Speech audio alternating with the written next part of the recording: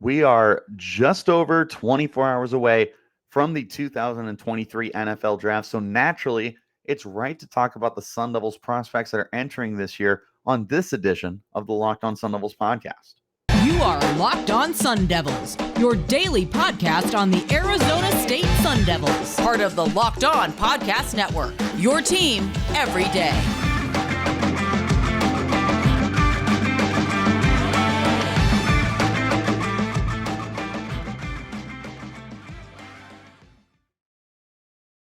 Hello, everyone, and welcome back to the Locked On Sun Devils podcast, part of the Locked On Podcast Network, your team every day. My name is Richie Bradshaw, and I will be your guide for everything Arizona State Sun Devils. As always, thank you guys for tuning in. Wherever you're getting your podcast, make sure you hit like and subscribe and turn on notifications so you get an update whenever we post new content. Stay in touch with that content by following me on Twitter at RichieBrats36 and the podcast as well at LO_Sun Devils. Let's not waste any time. Very little need for an introduction here. We're looking at the Sun Devils prospects entering the 2023 NFL Draft. There's not a ton of game-breaking talents entering the draft for the Sun Devils this year. In fact, there's really only two players that I think are going to be drafted. Obviously, I want to see all our guys get drafted. Don't get me wrong. But there's only 260 picks, maybe even a little less, for this year's draft, and the majority of those picks aren't going to be Sun Devils. I do feel confident about two guys, and that's where we're going to start the conversation, talking about those two guys. And then don't worry, I am going to highlight a small handful of other guys that we need to watch during the process, or at a minimum as undrafted free agents. We start our journey with the Sun Devil, who is projected to be the highest pick, the Senior Bowl player, and the combine invite, the lone combine invite for the Sun Devils, Nesta Jade Silvera. Now, Silvera only got to play 1 year with the Sun Devils. He previously was with Miami, was a full-time starter for 2 seasons there, comes to Arizona State, once again a full-time starter and a difference maker. For those of you that aren't aware, his measurables are at 6'2", 304 pounds. He is a defensive tackle through and through, probably a nose tackle at the next level. For the career stats, he ended up recording 161 tackles, 62 solo, 99 assisted tackles there, 20 and a half TFLs, and 3.5 sacks. In 2022, again, his lone season with the Sun Devils, he posted 56 tackles, 4.5 TFLs, and a sack and a half.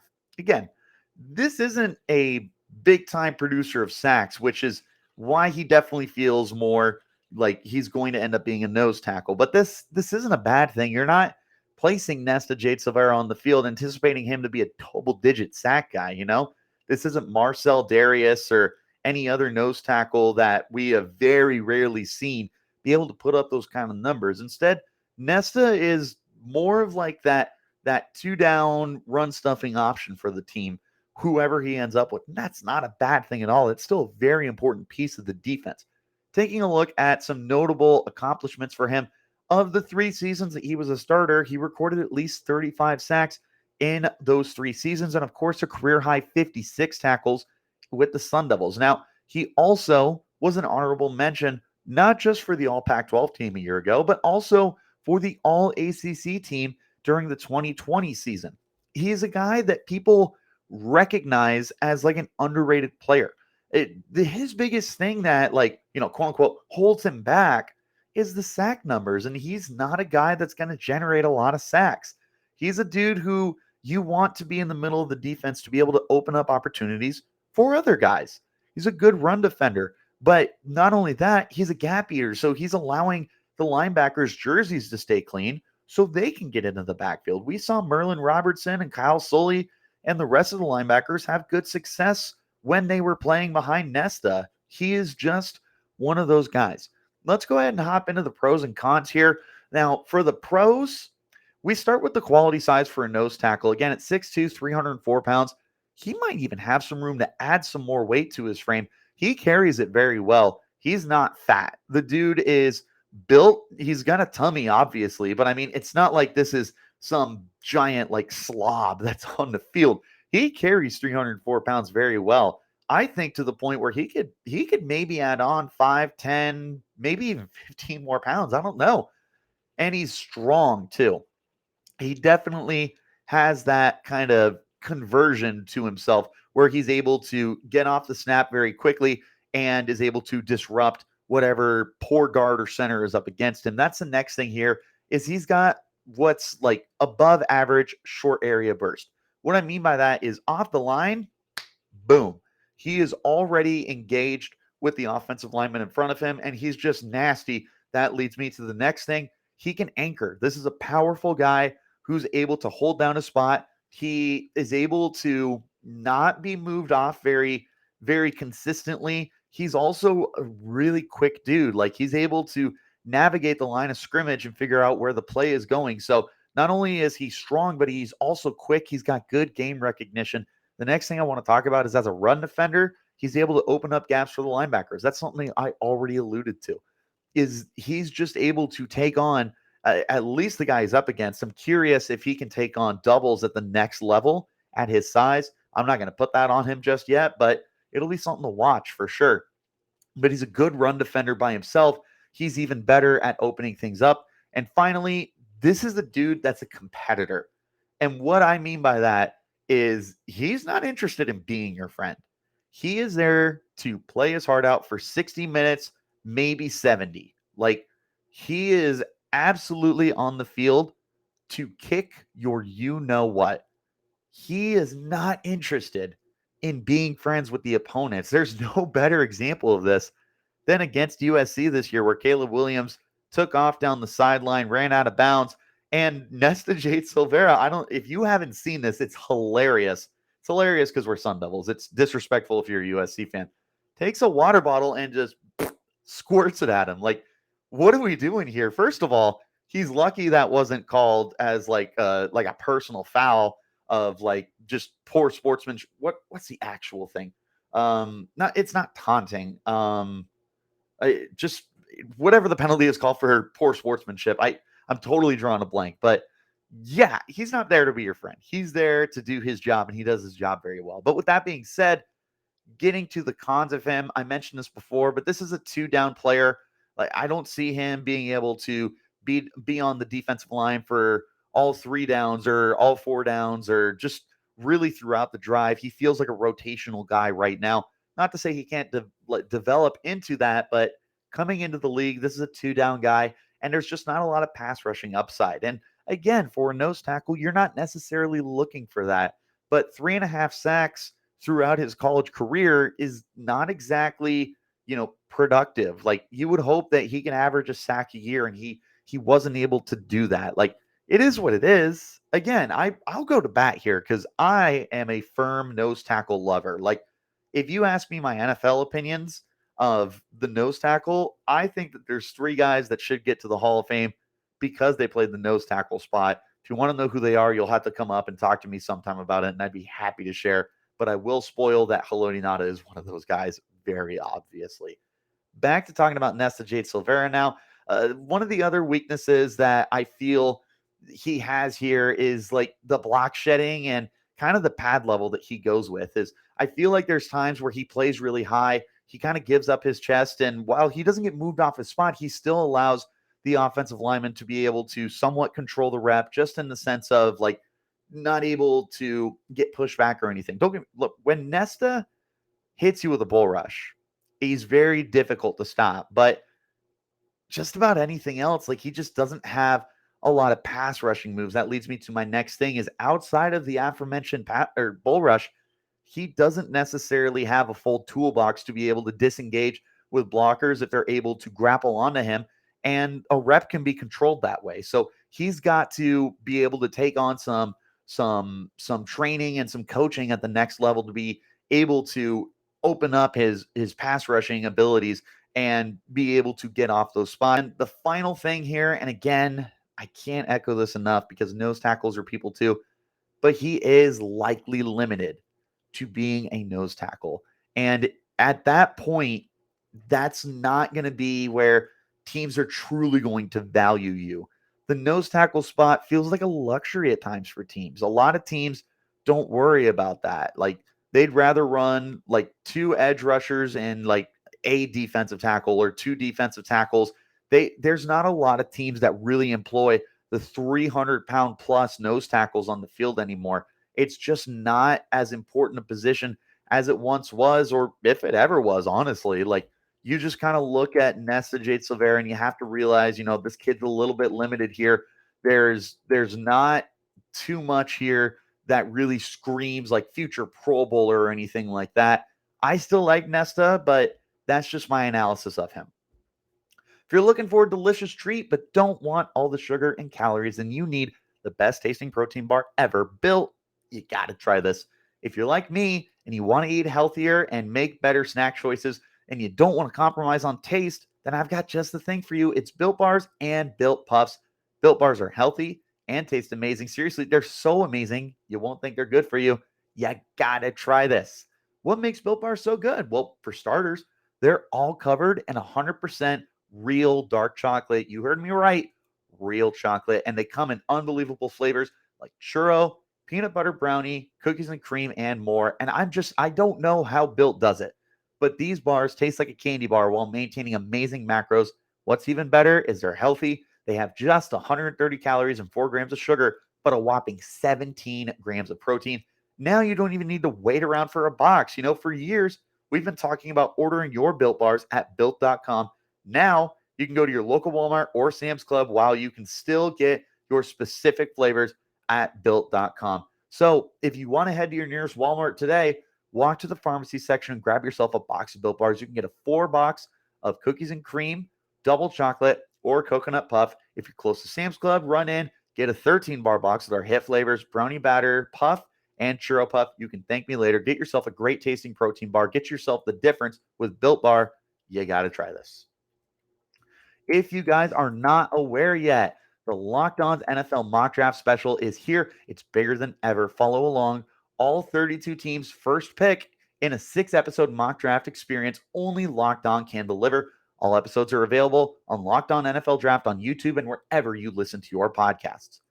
Let's get back into our conversation looking at the draft prospects for the Arizona State Sun Devils heading into the 2023 NFL Draft. The final player I have listed that I feel confident in being drafted is Xavier X Valladay. Valladay put on an absolute stunning show during the 2022 season. He has a very underrated career, too. As a 5'11", 199-pound running back, according to the measurements from the Pro Day, he plays strong. But we'll get into it. We'll get there. Let's go ahead and just start with the numbers, which are incredibly impressive all by itself.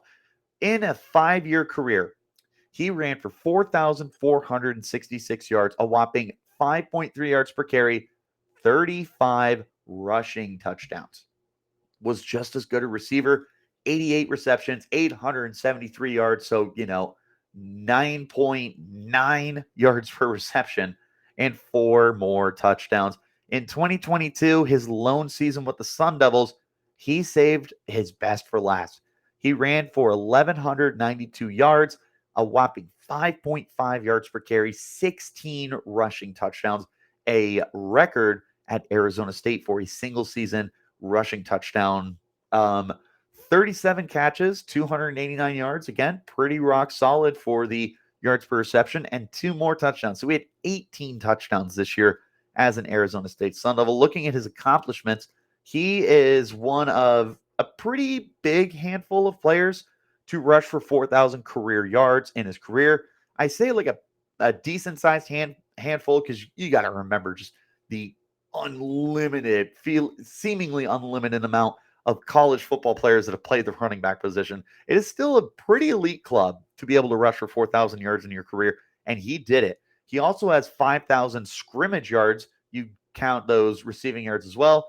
In the 5 years, he had 3 1,000-yard seasons. He had a year that was shortened because of COVID, and he only played 5 games. And if he had played the full season, he was going to have another 1,000-yard year. Regardless, 3,000-yard seasons in 5 years, pretty good. You can't complain about that. And the most impressive part is in all 5 seasons he played, he averaged per carry a minimum of 5.1 yards per carry. So the 5.3 yards per carry he had for his career stacks up with the fact that in all 5 seasons he played, he was always averaging 5.1 or more yards per carry. That's insane.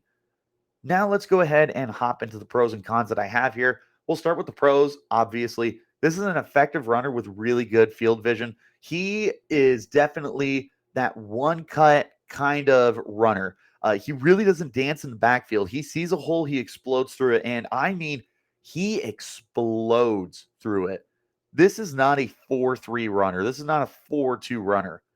But he's still a guy that when he finds an opening, he's one of those like classic quicker than he is fast. And he just blows right through. He's able to get the big chunk yard plays. He didn't have any like huge like 70, 80-yard touchdown runs this past year for Arizona State, but he was a chunk play guy. Like it felt like at least once a game he was getting a 20-yard run. Like you just felt so confident that Valladay was going to be able to break off something special at any given moment. The one cut style that he has means that he's not sitting there in the backfield dancing, shaking. Oh, where am I going to go? Where am I going to go?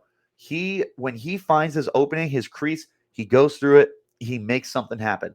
This is obviously the next point here, a proven bell cow. He has a ton of carries in his career with the 4,466 yards. He managed, I believe, 800 carries, something in that degree. But I mean, he was a bell cow at Wyoming. He was a bell cow at Arizona State. The teams were not afraid to give him the rock. And remember, at Arizona State, they had some decent depth at the running back position with Daniel Ngata and Tevin White there as well. And they still were so confident in giving the ball to Valladay and just saying, you know what, do what you want. You're going to get 20 carries, 20 touches a game. They were confident in him. This again is just a guy who you feel very comfortable letting him, no pun intended, run your offense for you. Another thing, I mentioned this a little bit ago, but the acceleration, he's quicker than he is fast. The moment he sees a hole, he blows right through it. This is also a dude who is no stranger to the end zone. 39 career touchdowns, 18 of them came with his lone season at Arizona State. And I have a feeling that if he had played for the Sun Devils longer, maybe even just one more year, he would be able to get close to 50 touchdowns. I think he could manage 11 in one more year of college football. Last pro here, this is a plus fast catcher. He is a very confident and competent receiver out of the backfield. I think that there's some upside here for him to be more of a route runner and actually be able to do more stuff than just getting the ball out of the backfield in little flat routes or curl routes or not slants, but angle routes, stuff like that. I think that there's an ability and an upside here for Valladay to be a more complete receiver out of the backfield. He certainly shows that capability. But of course, there are some negatives here with Valladay. This is an older prospect at running back, and not only is he an older prospect, but he's got mileage. I was talking about I couldn't figure out the carries. I literally have it right here. He's got a lot of mileage. He's got 841 carries, 929 total touches in 5 seasons. Wyoming and Arizona State weren't shy about making him a bell cow, but NFL teams are going to see this and they're going to be like, ooh, how much tread does he still have? Like, you're going to have a conversation about how much investment you want to put into a guy that had nearly 1,000 touches in college and played 5 years in college. With today's NFL, running back shelf lives just aren't what they used to be. And you're going to have a lot of guys that are coming out of college now that at the running back position that only play at most 3 years. They want to get out of there as soon as they can because they realize that their lifespan in the NFL is short, especially for guys that get drafted in the first round. Like, who's a recent example? Like Saquon Barkley. Teams that draft running backs in the first round are going to run you into the ground. They want to get 4 years out of you, maybe 5, depending on how good you are.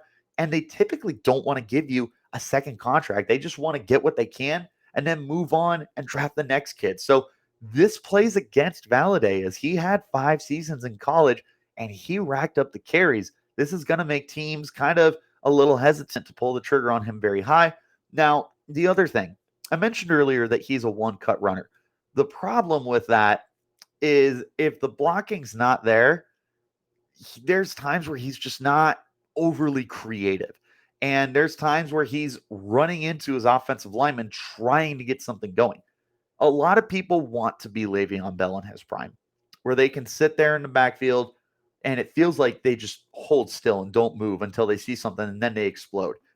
Feels like there's times where you see that with Valladay. He's looking for something to open up and he doesn't see it and he just forces it. He's just trying to get anything out of nothing, unfortunately.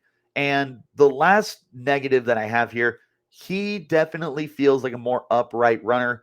I did mention earlier that he's definitely not afraid to make contact, but don't confuse him with a power back. Like, he's definitely not that guy who's going to be trucking people consistently. He's no Marshawn Lynch, he's no Derrick Henry, but I mean, he's not even like a Doug Martin. When Martin came out, he definitely had a little bit of power to his game. Maurice Jones-Drew. And Valladay's bigger than those guys, but he just doesn't have that upside as a power back. Again, that's not a bad thing at all because Valladay's overall play is able to outshine the inability to truck guys and run them over. Not a big deal. Overall, I feel like Valladay is a good running back prospect by itself. The problem he's going to run into is whether or not teams are going to like truly value him because of the wear and tear that he has on him from playing so long in college. All right. Thank you guys, as always, for making the Locked On Sun Devils your first listen every day. Shout out to the everydayers. On tomorrow's episode of the show, we have to take a look at the transfer portal that is affecting Arizona State Sun Devils basketball. There's guys that are moving out and guys that are moving in. We got to catch you up on all of that. So tomorrow's episode. All right. I picked 3 more guys to talk about here, and we're going to rapid fire through them as like the best of the rest. Guys who I think could be drafted, but I'm not incredibly confident. But the bottom line is with these 3 guys, I do believe that they should be like priority free agents if they do go undrafted. We start with Kyle Soelle, a dude who's got the size to play at the next level. He's 6'3", according to his weigh-in at the pro day for the team. He definitely felt more like a 6'4" linebacker during this past year. 235 pounds, but I mean a productive guy. Had 110 tackle season last year, just shy of 200 tackles over the last 2 years, but he's a good form tackler too. Like, this is a guy that you feel very confident in his ability to wrap up, not let guys go, just take care of business, and overall be a good, reliable tackler in the middle of the field. He definitely has a clear understanding of the position. He knows what he needs to do. He knows where he needs to be. There's great football IQ here. He's a very smart kid. And again, with good size and starting experience the last 2 years, I think that there's a little more than meets the eye here with Soelle. But with that in mind, there definitely are some cons here. Of course, there are with every player. The athletic upside here doesn't feel like it's overly high. As a 6'3", 235-pound listed linebacker, he's not a freak athlete. And because of that, he's going to play closer to his size. He is lanky. He doesn't move as fast as other guys on the field. He's not able to, cut around and jump higher than other guys or be able to house sit when he's get interceptions and fumble recovery, stuff like that. He's just a little more limited than other guys. And that could make him more of a special teams player than it does make him a actual like starter on the field and stuff like that. And speaking of which, the sideline to sideline pursuit, it's definitely limited because, again, this isn't a plus athlete. He's average. He does things very well. He's just limited by what he's actually able to do. And right, wrong, or indifferent, that matters to NFL teams. You see more athletes drafted now that are able to do more things physically than the classic guys that we used to see. Like, I almost wonder if Kyle Soelle would be a highly sought after guy back in like the 50s or 60s or 70s, back when you didn't have these dynamic athletes that are in the league right now. Be very interesting to see how he would stack up back then, but obviously we never will get to see that. And then the last con I have here, he's comfortable in coverage, but he's definitely more below average in that category. And what I mean is I feel like he's overall confident in his skills. I talked about his clear understanding, his football IQ. I think he knows what he needs to do, but actually executing it, there's times where it doesn't feel like everything is clicking for him. Again, I feel like that really ties into the athleticism that teams actually care about, which makes me wonder if he's draftable. The next guy is a little bit of a better athlete, Merlin Robertson, Kyle Soelle's partner in crime, a starter for the Sun Devils for the last 5 years, and a guy who has shown terrific upside. And that's where we start is that freshman year. Man, that was a special year that had us thinking this was a future first round pick. He displayed such a high ceiling, and we were all thinking that this was going to be maybe the next Vontez Burfict at linebacker for us that was going to make it to the pros and was going to be a stud. He showed the ability to rush the passer. He had good pass coverage. He was a solid tackler. He just did a little bit of everything for you. What I really like about him is there's a bit of scheme versatility with him, and he could definitely be a quality special teams player. He played star linebacker or defensive back for the team. Star specifically. He didn't actually play corner or safety. He played the star role. He played middle linebacker. He played the outside roles as a Will and Sam. Like, he's a guy that you can move around like a nice chess piece and kind of figure out where he's most comfortable at that next level and just allow him to do his thing. But he's also a good special teams player at the next level. We didn't get too much experience with that during his college days, but we all know that if you want to be able to stick with an NFL team, more often than not, you're going to have to show off the ability on special teams to be a reliable guy that's worth hanging on to. And I think that Robertson can give that for you. And at 6'3", 240 pounds, right about the same build that Kyle Soelle came in at, he's got NFL size. Here's the cons. I talked about that freshman year. He never took a step forward. He never went from a lot of upside to reaching that upside. He felt like he plateaued. In a best case scenario, there were times where he just wasn't as good as he was as a freshman. And unfortunately, when you reach your ceiling that quickly, NFL teams are going to look at you and they're like, this is a really low level guy. There's no ceiling here. It's a decent floor, but can we really get him to be a Pro Bowler player? And that's just feels like it's not the case for Merlin. But again, this is a good player. Don't get me wrong. And this is not Merlin Robertson slander. This is not Kyle Soelle slander. This isn't slander for any of these guys when I go over the cons. Just being objective here. He also just hasn't put together a consistent season. Now, what I mean by that is there's years where he doesn't have any interceptions, but he has a handful of sacks. And then there's years where he doesn't have a handful of sacks, but he's got some interceptions. And there's years where he looks comfortable in coverage, and there's years where he doesn't. The one thing he does have, I feel very confident in him as a run defender 9 times out of 10. But when you're not able to consistently be consistent, again, these are things that matter to NFL teams. They want reliability. It feels like Robertson just can't put everything together. I think that there's an ability to do a little bit of everything. He's like a jack of all trades, but a master of none, not able to put everything together. And similar to Kyle Soelle, the last thing I want to mention here, there's definitely room to improve in pass coverage. Pass coverage in general for linebackers can be difficult, but Robertson and Soelle definitely need a little more improvement. For what it's worth, I think Robertson is a better athlete, but he's not like this freaky kind of guy, which does limit him a little bit. So that's just the thing with him, I would suppose. Last guy I want to mention here, Corey Bethley. Yes, I am biased. I didn't even get to interview him, and I'm still such a big Corey Bethley fan. Corey, if you're listening for some reason, you are always welcome on the Locked On Sun Devils podcast, and I'm probably your number one fan. Anyways, here's the pros and cons for him. Looking at the pros, he's got a lot of experience. He played 4 years at Hawaii. He played 1 year at Arizona State. He was a starter for the Sun Devils. He was a starter for the Rainbow Knights, something like that. I can't remember Hawaii's team. My apologies. I don't watch a lot of Hawaii football. But he's got a lot of playing experience, not only as a starter, but just getting on the field in general. And he's got some versatility. He's a quality slot player. He's got experience at safety. He can play the nickel. He can play near the line of scrimmage. He can play deep. He's able to be moved around. That also makes you think that he could be a special teams guy. And like I mentioned, that matters. It really, really does.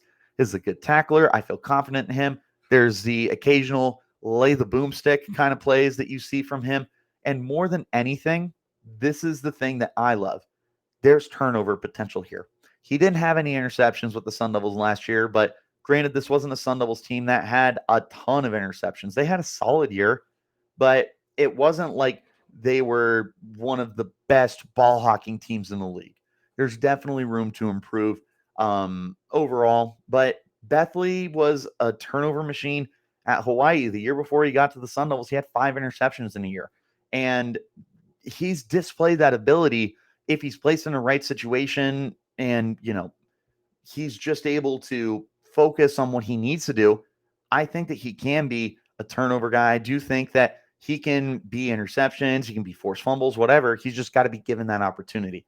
Now, the cons with him is it feels like he just kind of blends in with other defensive backs. Like when the NFL is going to be evaluating guys and they're trying to figure out who they should draft, who they need to pick up as priority free agents, I don't know that Corey Bethley is exceptional at any specific thing that he does that really stands out as like this guy's a big ball hawk. We should bring him in, because he didn't have interceptions his last year at Arizona State. I think if he did, we'd be having a conversation about him being drafted, but not having interceptions when you've shown the ability to get those is a little bit of a knock here. He's not an elite cover guy. He's not shut down. He's not locked down. He's a good tackler, a quality tackler. He's not an elite tackler. He's good in coverage. He's not elite in coverage. And when you don't have anything that stands out, it's similar to what I mentioned with Merlin Robertson. It's the exact same thing. He's a jack of all trades and a master of none. That's like the perfect definition for what Corey Bethley is. I love the little things he's able to do.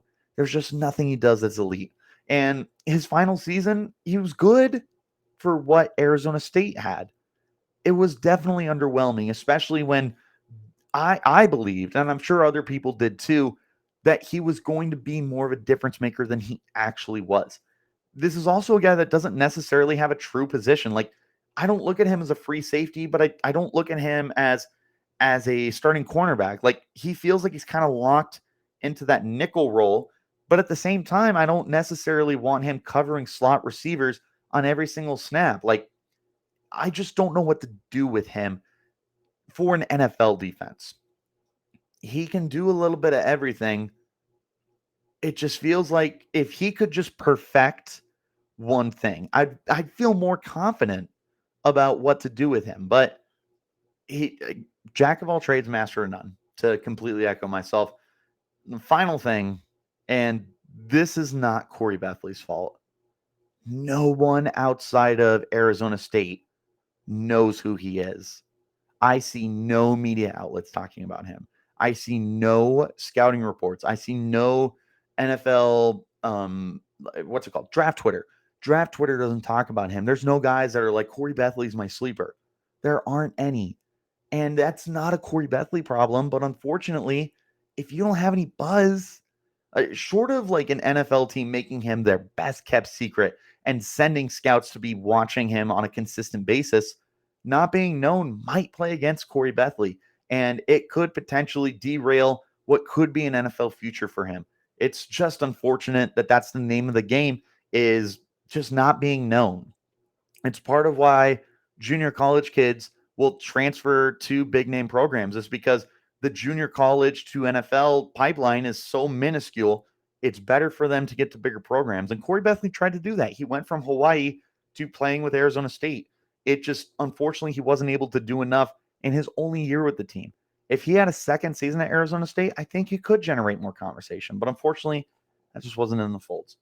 For what it's worth, I have 3 more names written down here just to keep an eye on. I didn't do any scouting reports on them, but Brian Thompson, wide receiver, Trevez Moore, edge rusher, and Tamarcus Davis as the corner. I think they're worth being noted, but I just don't know that there's really a true NFL future for those guys. But that is going to do it for this edition of the Locked On Sun Devils podcast. Thank you, as always, for tuning in. Wherever you're getting your podcast, hit like and subscribe and turn on notifications. Wherever you are looking for your content, you can find me at Twitter at RichieBrats36 and the podcast as well at LO_Sun Devils. Let me know who you're rooting for in the NFL draft. Let me know which Sun Devils you want to see on which teams, if you want them on your team or if you think they're destined to be another team. Let me know what you think in the comments. But until next time, you keep it locked right here on Locked On Sun Devils.